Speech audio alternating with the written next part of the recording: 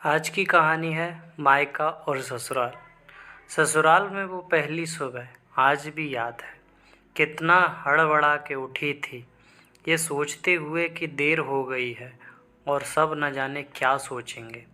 एक रात ही तो नए घर में काटी है और इतना बदलाव, जैसे आकाश में उड़ती चिड़िया को किसी ने सोने के मोतियों का लालच देकर पिंजरे में बंद कर दिया हो। शुरू के कुछ दिन तो यूं ही गुजर गए। हम घूमने बाहर चले गए। जब वापस आए तो सासू माँ की आंखों में खुशी तो थी, लेकिन बस अपने बेटे के लिए ही दिखी मुझे। सोचा शायद नया नया रिश्ता है, एक दूसरे को समझते देर लगेगी, लेकिन समय ने जल्दी ही एहसास करा दिया कि मैं यहाँ बहू हूँ, जैसे चाहूँ वैसे नहीं रह सकती। कुछ कायदा मर्यादा है जिनका पालन मुझे करना होगा।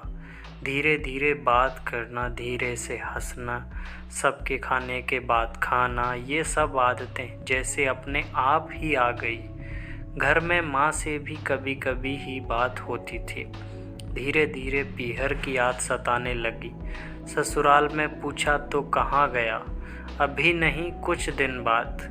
जिस पति ने कुछ दिन पहले ही मेरे माता पिता से ये कहा था कि पास ही तो है, कभी भी आ जाएगी, उनके भी सुर बदले हुए थे।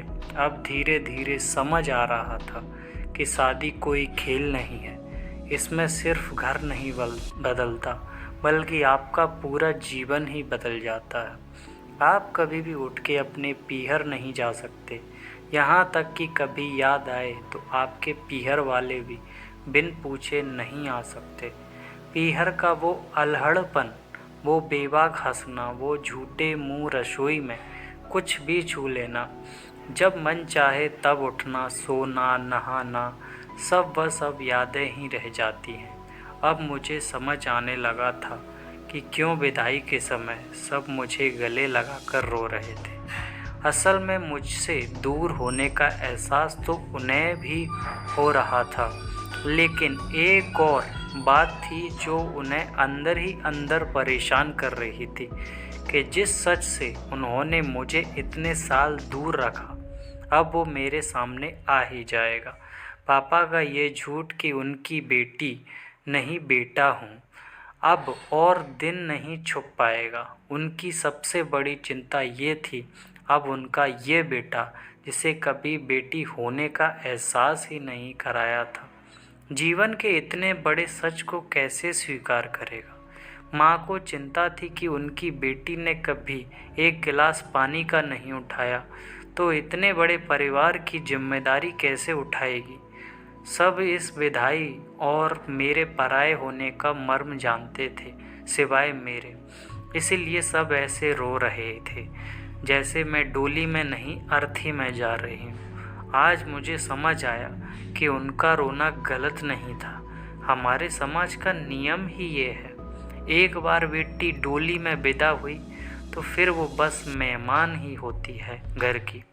फिर कोई चाहे कितना ही क्यों न कह ले कि ये घर आज भी उसका है, सच तो ये है कि अब वो कभी भी यूं ही अपने उस घर जिसे मायका कहते हैं नहीं आ सकती।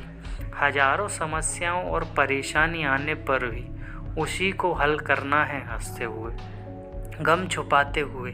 क्या यह तपस्या से कम नहीं? अनजान जगह को सुधार कर अच्छा बनाने का काम करना। क्या कहेंगे आप?